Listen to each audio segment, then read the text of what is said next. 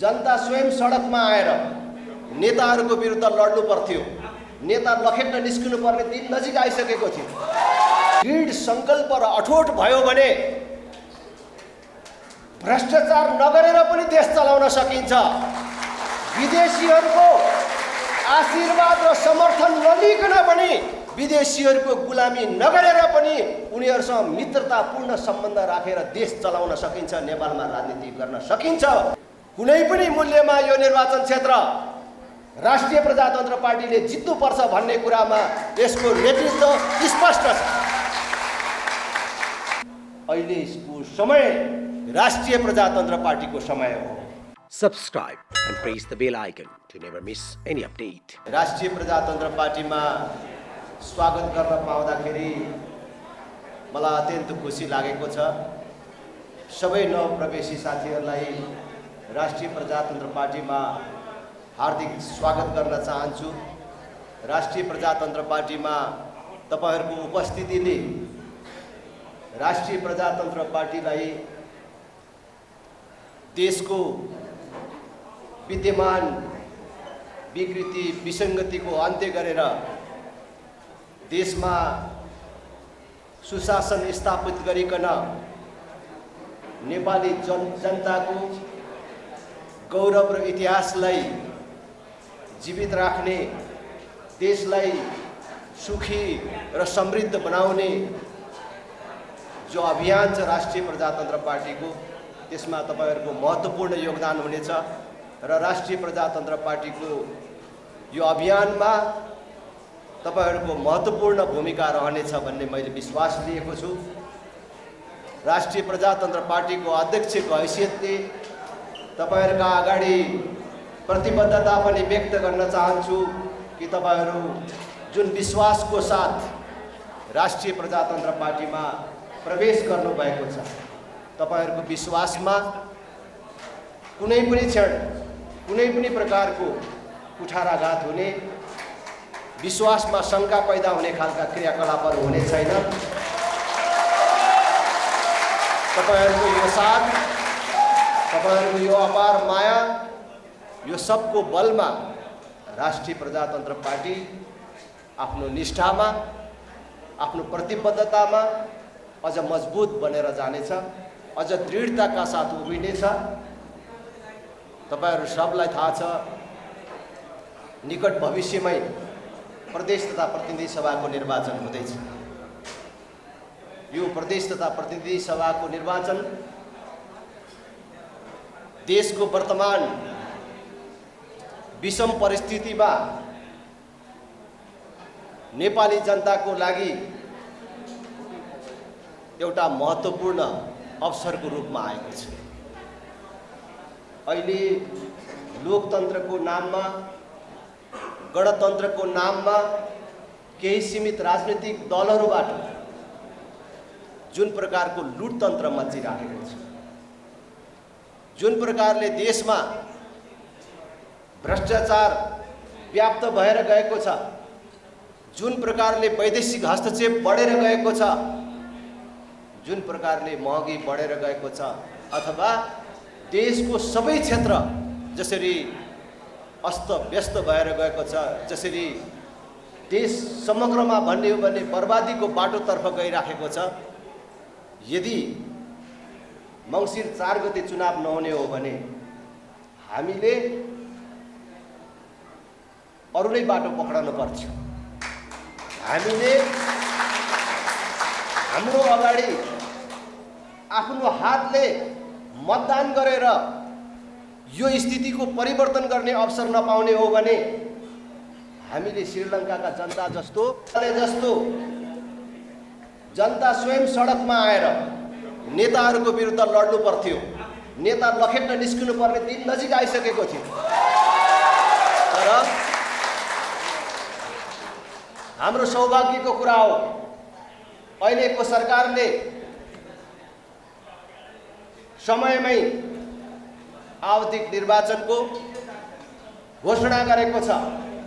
अब नेपाली जनताले, श्रीलङ्काको जनताले जस्तो आफ्नो भ्रष्ट नेताहरूलाई विस्थापित गर्नको लागि हातमा लाठी बोक्नु पर्दैन, स्वस्तिक छापलाई ठिक ढङ्गले प्रयोग गरे पुग्छ। शान्तिपूर्ण ढङ्गले कुनै क्षति नपुर्याइकन आज देशको व्यथिति, विकृति, विसङ्गति र भ्रष्टाचारका नायकहरूलाई विस्थापित गर्ने मौका नेपाली जनताको हातमा आउँदैछ। त्यसकारण म तपाईँ तमाम आमा बुबा, दिदीबहिनी, दाजुभाइहरूलाई यो कार्यक्रम मार्फत अपिल गर्न चाहन्छु, आउने निर्वाचनलाई एउटा सामान्य नियमित प्रक्रिया मात्रै नसम्झौँ। आउने निर्वाचनलाई नेपाली जनता जो 3 दशकदेखि काङ्ग्रेस कम्युनिस्टको चक्रव्यूहमा फसेका छन्, देश यिनीहरूको चक्रव्यूहमा फसेको छ, त्यसबाट निकाल्ने अवसरको रूपमा यसलाई सदुपयोग गर्नुपर्छ हामी। त्यसकारण हामी काङ्ग्रेस, एमाले, माओवादी, राप्रपा पनि होइन कि नेपाली जनता भएर सोचौँ र योचोटि यो फसेको देशलाई निकालौँ भन्ने सङ्कल्प गरेर आज यो देशलाई यो चक्रव्यूहबाट निकाल्ने सङ्कल्पका साथ विगत केही समयदेखि नेपालको राजनीतिमा नवीन ढङ्गले क्रियाशील रहेको राष्ट्रिय प्रजातन्त्र पार्टीको चुनाव चिन्हलाई साझा चिन्हको रूपमा उपयोग गरौँ भन्ने कुरा अपिल गर्न चाहन्छु। हलो चिन्ह केवल एउटा पार्टीको चिन्ह मात्र होइन, एउटा उम्मेदवारको चिन्ह मात्र होइन, नेपाली जनतालाई यो अप्ठ्यारोबाट त्राण दिने हाम्रो साझा चिन्ह हो भनेर उपयोग गर्नुपर्दछ र त्यसको लागि देश सबै एक ठाउँ जुट्नु पर्दछ। यो बाटोमा हामी सबै लागौँ। आज तपाईहरूले देख्नु भएको छ समाजको कुन क्षेत्रले चित्त बुझाउने ठाउँ छ, कुन क्षेत्रले खुसी हुने ठाउँ छ। आज देशको शासन यन्त्रको कुन प्रकारको दुरुपयोग भइराखेको छ, देशमा कुन प्रकारको भ्रष्टाचार बढिराखेको छ तपाईहरूले देख्नु भएको छ। मैले संसदमै अस्ति भर्खर भनेको थिएँ, जुन देशको जनसङ्ख्या 3 करोड पुगेको छैन, त्यो देशको 50औं लाख युवकहरू अरब मलेसियामा छन् भनेर सरकार स्वयं भन्छ। आज गोजीमा अलिकति पैसाको बन्दोबस्त गर्न सक्नेहरू अथवा साउले अलिकति पत्याउनेहरू, 18 वर्ष उमेर पुरा गरेको, 50 वर्ष ननागेको, डाक्टरले जाँच्दाखेरि शरीरमा कुनै पनि प्रकारको रोग नदेखिएकाहरू अरब मलेसिया जाने, साउले पनि नपत्याउने, घरमा पैसा पनि नभएका, पासपोर्ट पनि बनाउन नसक्ने मानिसहरू दिल्ली, पन्जाब, गुजरात जाने,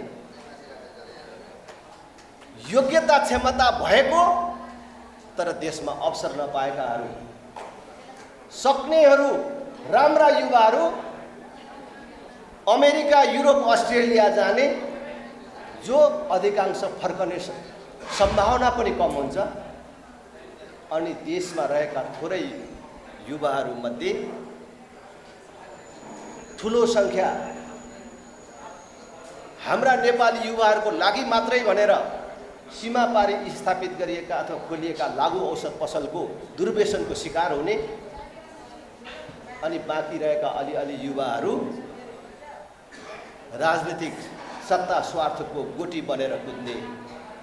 देशको विद्यमान स्थितिको बीच हामी हेरौँ देश कसरी चलिराखेको होला।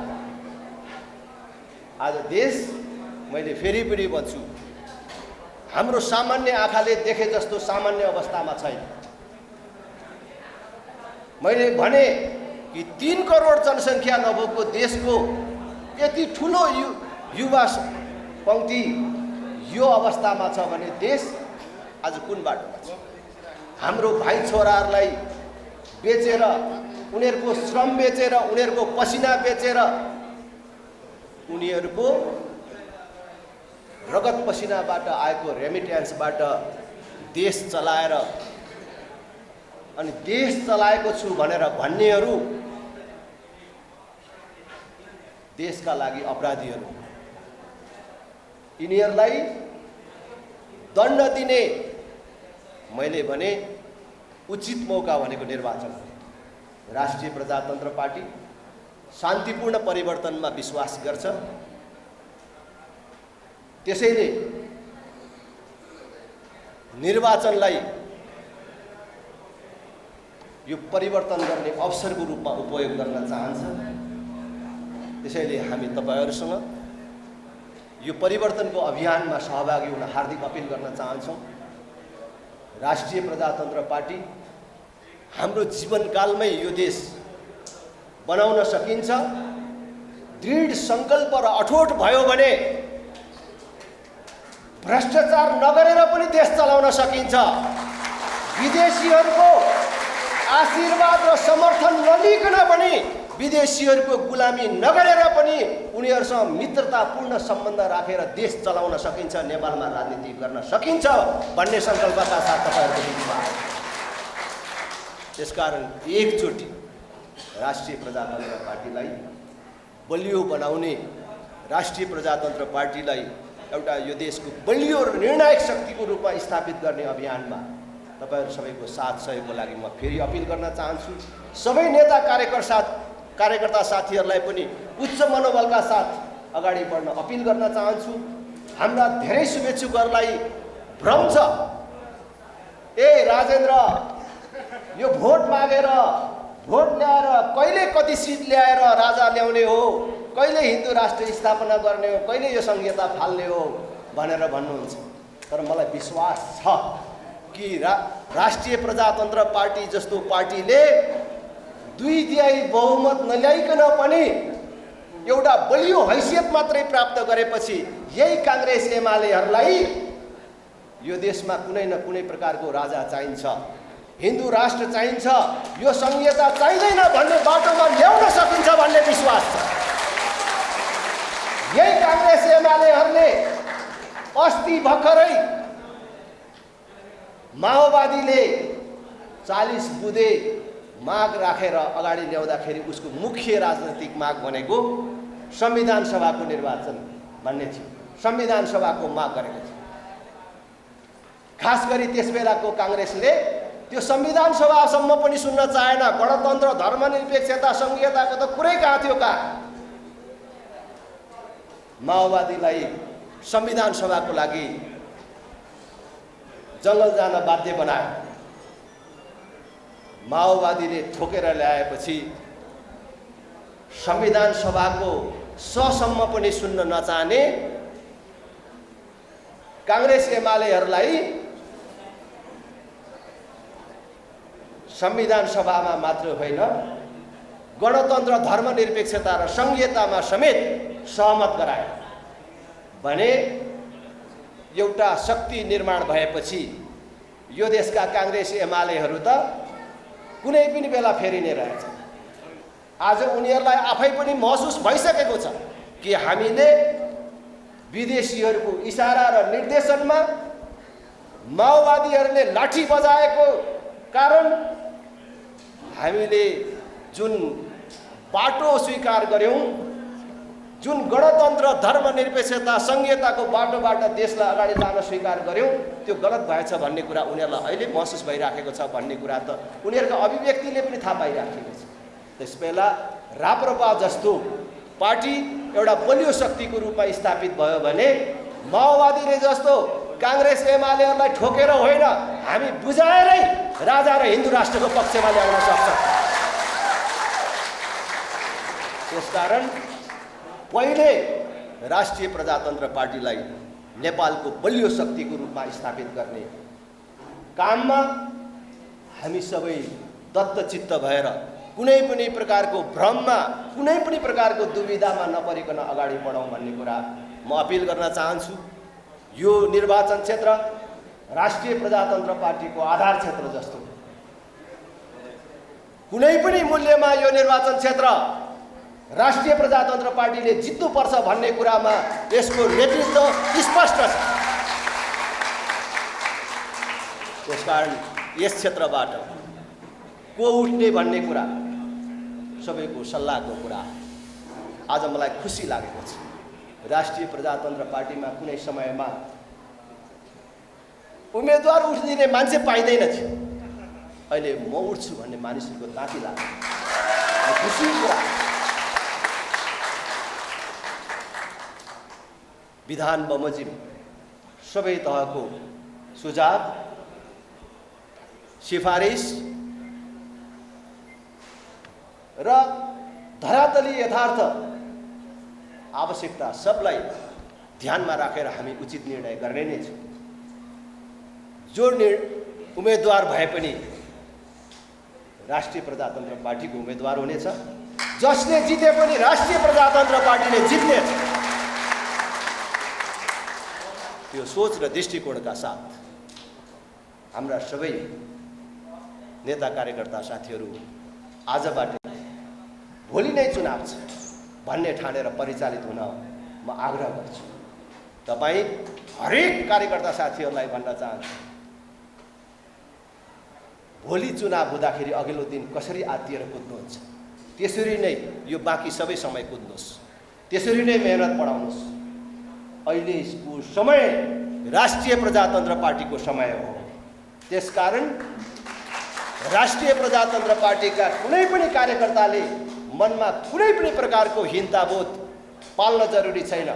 अब राष्ट्रिय प्रजातन्त्र पार्टीले प्रत्यक्षतर्फ 1 सिट जित्छ कि जित्दैन, समानुपातिक तर्फ 3% कटाउँछ कि कटाउँदैन, त्यो उहिलेको कुरा भयो। अब राष्ट्रिय प्रजातन्त्र पार्टीको लागि राष्ट्रिय प्रजातन्त्र पार्टी अगाडि बढिसक्यो। यसलाई अगाडि बढ्न कसैले रोक्न सक्दैन। अब आगामी दिनमा देशको नेतृत्व गर्ने पार्टीको कार्यकर्ताको ढङ्गले तपाईहरूले आफूलाई परिचालित गर्नुहोस्, उच्च मनोबलका साथ अगाडि बढ्नुहोस्। म यिनै कुराहरू अपिल गर्न चाहन्छु। आज युवाहरूको ठुलो पङ्क्ति पार्टीमा प्रवेश गरेको छ, असाध्य खुसी व्यक्त गर्न चाहन्छु। फेरि पनि सबै युवा साथीहरू, सबै नवप्रवेशीहरूको हार्दिक स्वागत गर्न चाहन्छु। आयोजकहरू सबलाई धेरै धेरै धन्यवाद तथा आभार व्यक्त गर्न चाहन्छु। र यो क्रम निरन्तर अब बढेर जानेछ। राष्ट्रिय प्रजातन्त्र पार्टीलाई अब विश्राम गर्ने सुविधा छैन, पछाडि फर्कने सुविधा छैन। यिनै कुराहरू निवेदन गर्दै फेरि पनि अन्य कार्यक्रमहरूमा सहभागी हुनुपर्ने हुनाले बिदा हुन्छु। अरू कार्यक्रम चलिराख्नेछ। तपाईहरू सबलाई धेरै धेरै धन्यवाद दिन चाहन्छु। धन्यवाद। जय राज, जय जनता। राष्ट्रिय प्रजातन्त्र